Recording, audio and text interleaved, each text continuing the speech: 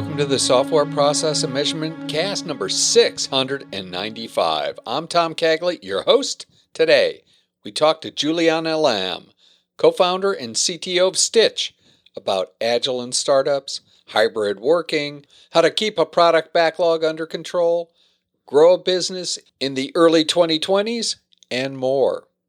Julianna is the co-founder and CTO of Stytch, a platform for user infrastructure and passwordless authentication.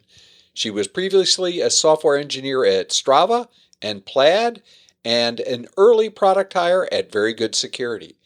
Originally from Idaho, Julianna studied computer science and history at Stanford. A former professional figure skater, she started racing triathlons in college and is now an Ironman triathlete. Are you ready to talk Agile in startups? It's time for the interview. Julianna Lamb, CTO of Stytch. Welcome to the Software Process and Measurement Cast. Awesome. Thanks so much for having me on. Excited to chat. I am excited to talk also. There are a number of things we could probably charge down and attack. Why don't we start with the 10,000-foot version of what Stytch is? Definitely. So we're building a platform for passwordless authentication. So APIs, SDKs, basically developer tools that enable people to integrate different passwordless login options into their applications. Passwordless? Yeah, so passwordless can mean a myriad of different things. We have sort of this product suite of a variety of different products like email magic links, SMS one-time passcodes, OAuth logins, like sign in with Google, Facebook, Microsoft. We have WebAuthn, which enables biometrics and hardware keys. And so that's why we really sort of emphasize the platform aspect, is that, we're not trying to say that passwordless is just one thing. It is a bunch of these different products. And depending on your use case, the type of users you serve, are you mobile? Are you desktop based?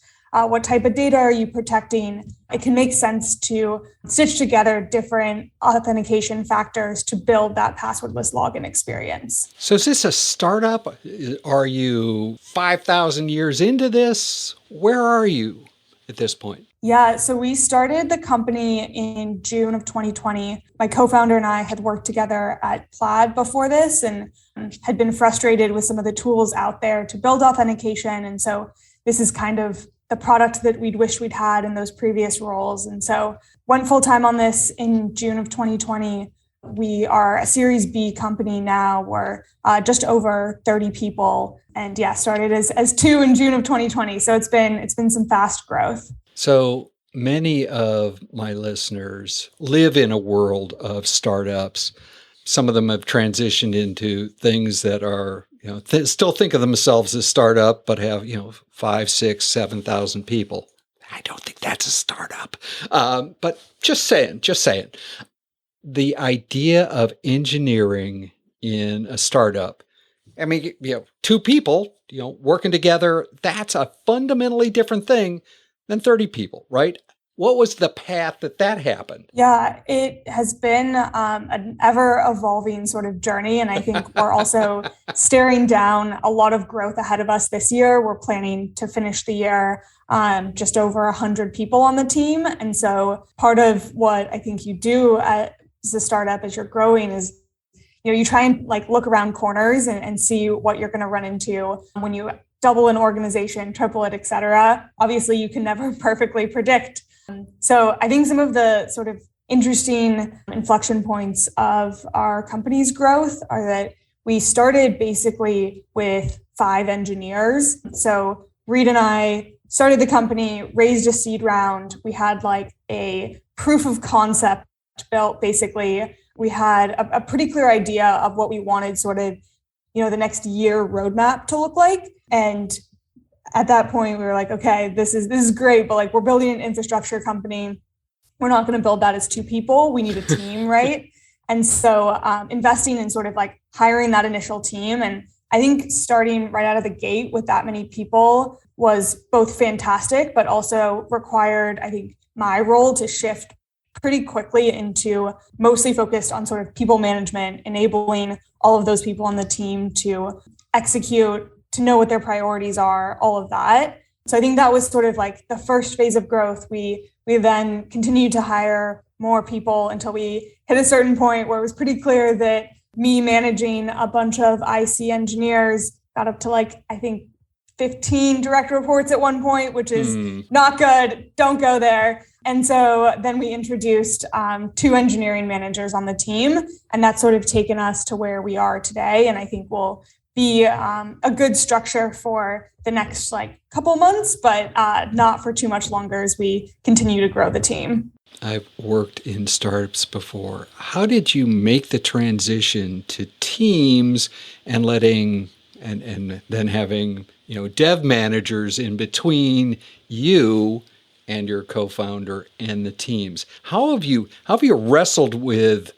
I mean, that's a real fundamental change as to how you can actually interact. Yeah, totally. I think all of those transition points of introducing more sort of layers of management, of indirection, I think can be really challenging, especially for founders, because, this is like our life's work kind of, right? Like we live and breathe this all the time. We're super passionate about it. And I think one, making sure that you're hiring people that you have just a really high degree of confidence in is super important. I think that's something we've emphasized sort of from the beginning, is being pretty rigorous in our interview process, et cetera, because I think that's like the most important thing, is to have that really deep trust in people that, they're not always going to do the right thing, right? People make mistakes. Things are going to happen. We're in a fast growing startup, but having that trust enables you to work through those when they happen and continue to sort of like be more and more hands off and let people run with, day to day, week to week prioritization. I think something that's been a really interesting learning experience over, maybe the last like 6 months or so, when we went from a company of like 15 people to 30 people, is just the like level of detail that we need to articulate the vision and product roadmap.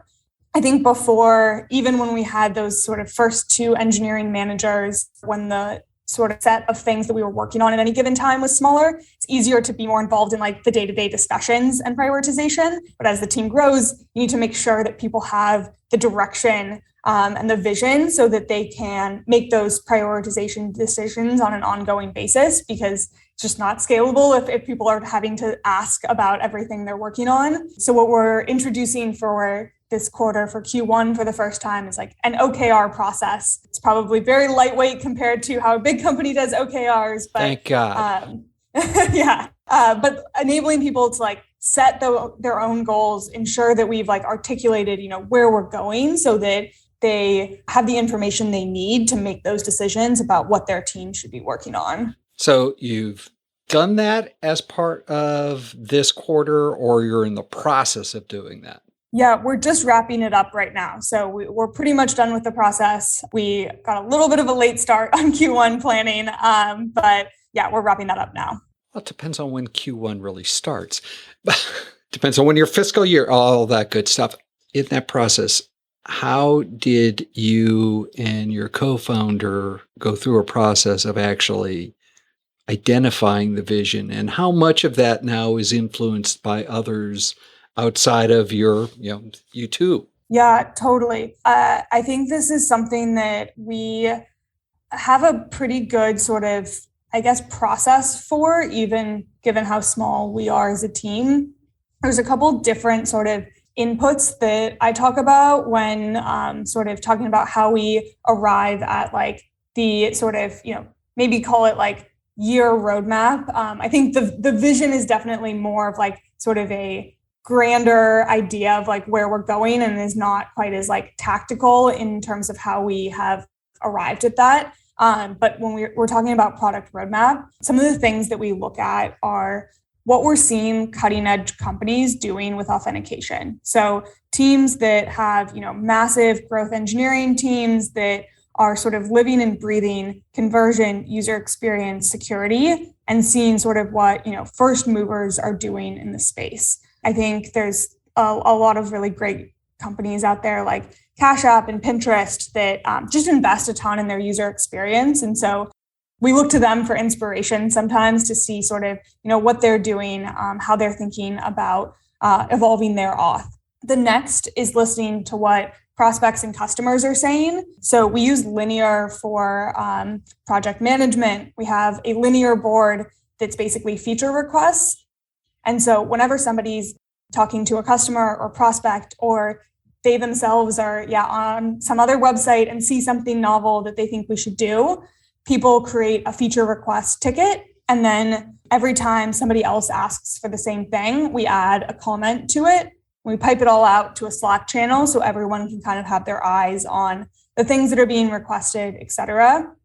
What that enables us to do is have this really high level picture of the magnitude of requests that are coming in for a given feature, so that we're not dealing with recency bias, or maybe one really large customer that's super passionate about one feature and nobody else cares about that one feature. And so that enables us to be a little disciplined in terms of how we think about listening to our customers and building to what they're asking for. It's obviously super important to listen to them, but not get, I think, too pulled or influenced by any one person. And then I think the final thing is looking at what competitors are doing. Sometimes that's identifying things that we think we have a different approach to. Sometimes it's seeing things that they're doing well. I think we don't spend too much time there, but I think it is helpful to just know sort of what other people are doing in the space and have your eyes on that.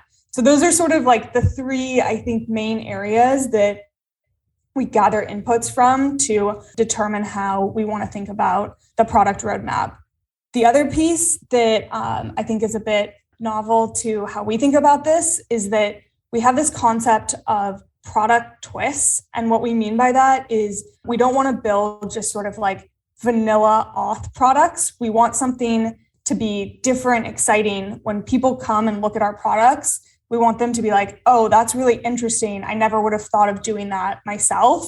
And I think that comes to really investing in how we think about things like user experience, reliability, uptime, investing a lot in sort of the details when it comes to these products in a way that provides something that, people wouldn't necessarily just come up with on their own if they were spending a day thinking about how to build email magic links, for example. Your backlog feature requests has to be fairly large. How do, and something I'm a little bit passionate about is the whole idea of work entry.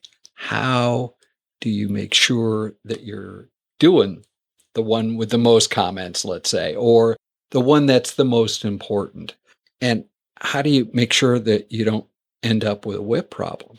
Yeah, so what we'll do is have sort of a view of what we're considering for various quarters and start to move tickets along there as they start to increase in maybe urgency. And so that gives us, some idea of what we're looking at, a quarter or two down the road of things that we're considering, so that it's not always super reactive of, oh no, there's a dozen people asking for this thing, we have to fit it in the quarter. Sometimes small things come up where that is the case. And so being able to have, I think, some slack in your planning so that you can slot things in when they become urgent in a short amount of time. But basically trying to sort of plan out how we're thinking about sequencing these things, but not committing to anything. And basically, continuing to sort of move things around as we get new inputs and have an opinion, basically, but be willing to adapt based on new information. No, that makes a ton of sense. You use the term urgency rather than priority. Why the word urgency?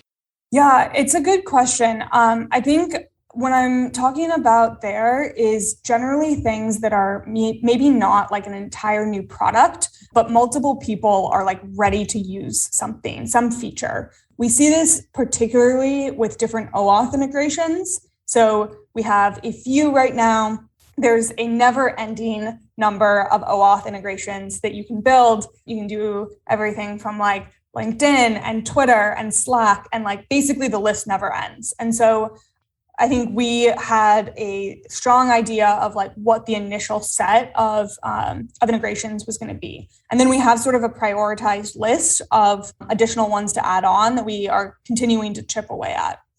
Sometimes you have I don't know, 3 or 4 customers come to you and they're like, I'm ready to integrate this one. When will you have it ready? And it's pretty fast for us to integrate new ones. It's a couple of days of work. And so it's not a massive project, but given our stage, sometimes it just doesn't make a ton of sense to try and like get so ahead of things that we've, built everything out, because we could be building OAuth integrations forever.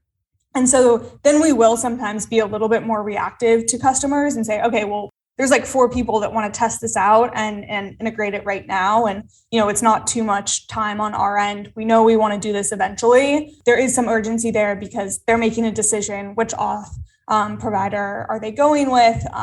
If we don't have some of those OAuth integrations, then they probably just can't use our product. And so I think that's where the urgency comes from, of customer is going to make a decision. Do we change priority basically of something based on those inputs? And definitely don't always do that. Sometimes we, stick to sort of the original plan and say, sorry, like we can't do this just for one person, right? But if you start to get multiple people asking for it, then I think that can warrant shifting priorities. Yeah, you have to be responsive. Given that you kicked this off in 2020, have you always lived under the specter of the wonderful COVID virus and working in those worlds? Definitely. It's been really interesting and sometimes challenging time to be, I think, trying to build a startup. I think one of the things that is so exciting about working at a startup is just sort of some of the camaraderie that comes with it. You're kind of like in the trenches together. Obviously, there's going to be hard days and weeks where, things aren't going according to plan. There's also going to be some really great ones. And I think the highs and lows get pretty dampened when you're in a more remote environment, just because you don't sort of have as much of the collective either excitement or suffering together through something challenging. And so you can try and replicate that, I think, in a lot of ways. And we've spent time trying to figure out how to make that happen with Zoom happy hours or whatever, but nobody really loves a Zoom happy hour. So we've kind of started remote. We continue to support remote work. We also have an office in San Francisco, and we just opened a small office in New York. I think we've ended up hiring a large majority of the team in San Francisco, and both Reed and I really wanted to go into an office when we could. And so we ended up doing that. It's been at times very lively here when COVID has been sort of on the downtrend, and the past couple of weeks as Omicron has picked up, the office has been pretty dead. But I think we've kind of just learned to roll with the punches and try and plan things where we can, but also know that it's a wild time out there. Outside of the dreaded Zoom happy hour, how have you adjusted to a lot of distributed work? Yeah, so I think something that we spend a lot of time on are writing docs. I think that's a really good way to, one, just think through something. I think the exercise of writing a doc that other people are going to, consume and have to learn something from requires you to have some rigor in how you're thinking about a problem and breaking it down. Two, I think it enables more asynchronous work, right? I think it also enables people to go and answer questions themselves more quickly. I think one of the hard things about remote work is you don't have that sense of tapping someone on the shoulder when you have a question, right? Which, you can argue is maybe better. It gives people more sort of focus time, but it can be hard, especially if you're onboarding a bunch of new people, right? And they have real questions that need answering. And so as much that we can document as possible, I think has really helped some of that. And then I think being intentional too about the live touch points that we have, so that you have scheduled, check-ins.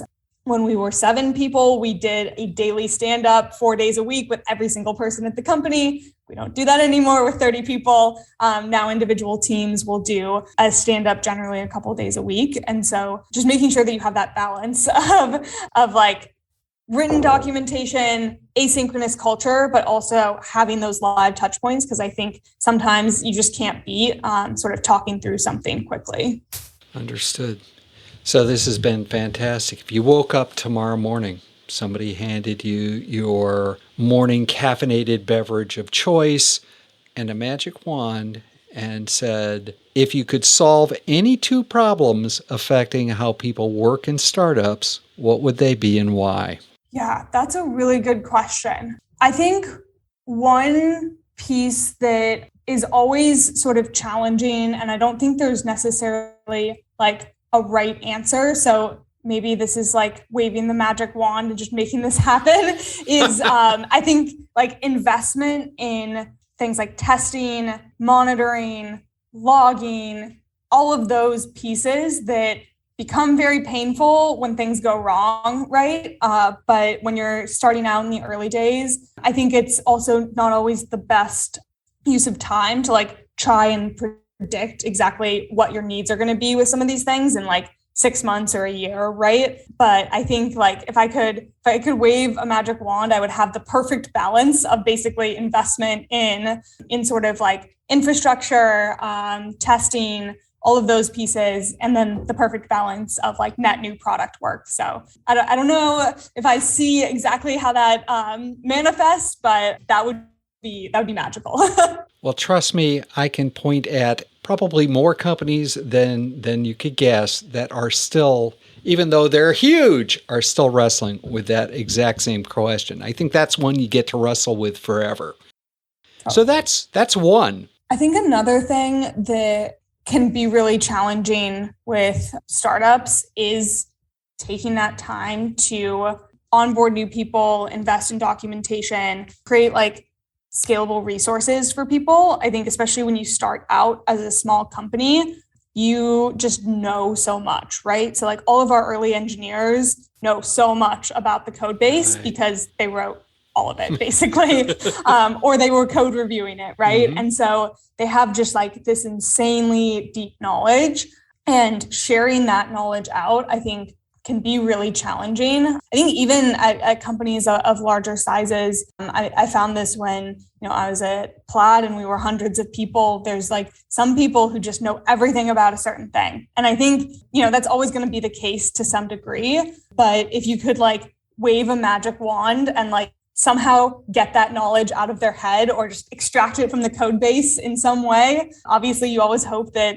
code is easy to read and like systems are easy to sort of reason through, but it's never going to be the case, right? And so just like a magic wand of like deep technical context and dumping it into a doc. I think we're all still trying to figure out the Vulcan mind melt so that we could deal with this. Julianna Lamb, this has been absolutely fantastic. If people wanted to continue the conversation, how might they go about doing that? You can check out Stytch at stytch.com. That's STYTCH. You can find me on Twitter, LinkedIn, etc. My handle on socials is Julianna E. Lamb. Yeah, would love to chat with people. As you probably know, at this point, I open up the platform for you to promote anything that you'd like. We've been rolling the podcast. By the time this goes up, it'll be early in year 16. So, and they're all still available. Selling your car on eBay, no, probably not a great idea. What would you like to promote? If you're looking to build authentication, check out Stytch.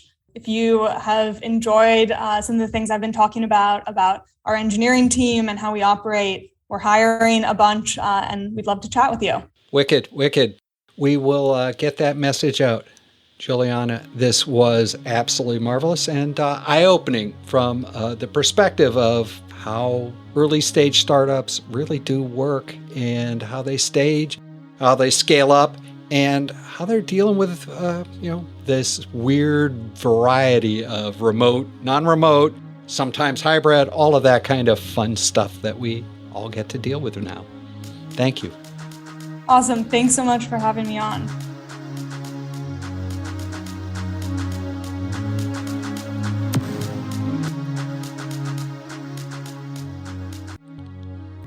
In Reread Saturday news, today we complete our reread of Agile Conversations by Douglas Squirrel and Jeffrey Frederick, touching on the conclusion, further resources, and our concluding notes. Next week, we begin rereading Jim Benson's Why Limit WIP. Buy a copy, link in the show notes, as we run a poll to select the next books for the series. In the Software Process and Measurement Cast number 696, Are sequencing and prioritization different sides to the same coin, or are they different coins entirely? It's an important topic for work entry. We also have a visit from Jeremy Barrio and the QA Corner. If process improvement is a never-ending journey, why do so many people ask, are we there yet?